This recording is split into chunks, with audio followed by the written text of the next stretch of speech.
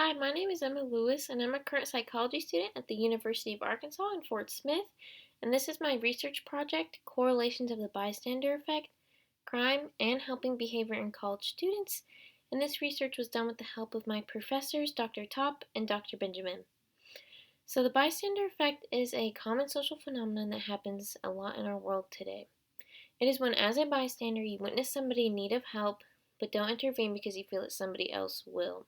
Typically goes that the more people around at the time, the less responsible you feel to intervene. This phenomenon has been studied many times before in the past in order to try to identify what specific variables affect helping behavior in order to raise awareness to this problem. Our dependent variable in this study was the likeliness of helping behavior to be shown, and our independent variables were the type of crime, the number of observers around, and observer behavior. We created a survey in order to compare these, and we predicted that all of these variables would affect college students' likeliness to show helping behavior. We had a total of 38 participants who were all adults attending the University of Arkansas in Fort Smith in the fall 2020 semester, um, and they were all of varying ages, majors, ethnicities, and so on.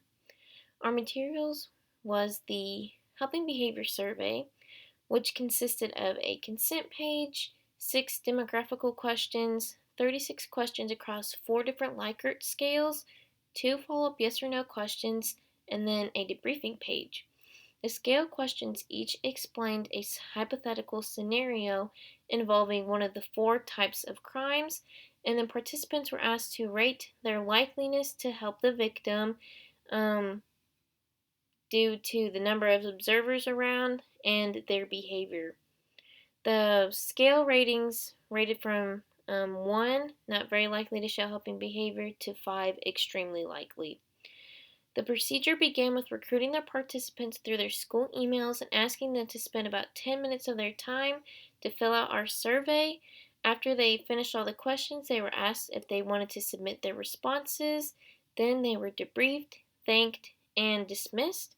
Once we had all of our data, we ran 3 different repeated measure ANOVAs and ran any post hoc tests that were needed. The first analysis compared the type of crime and the number of observers around. We found a significant interaction between these two. We found that the crime sexual assault was significantly more likely to be shown helping behavior compared to mugging, as you can see in the first graph here. We also found that when there were 30 others around at the time, there was a significantly less chance of helping behavior to be shown compared to 0, 1, or 5 others around, as you can see in the second graph here.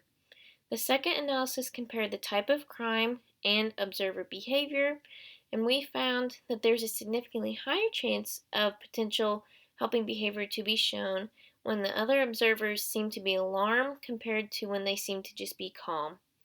And then our third analysis compared the type of crime and the number of observers helping the victim. So we found that when one other observer was helping the victim, there was a significantly higher chance of helping behavior to be shown compared to when there were multiple others helping the victim in need. Our results do support our hypothesis and agree with past findings.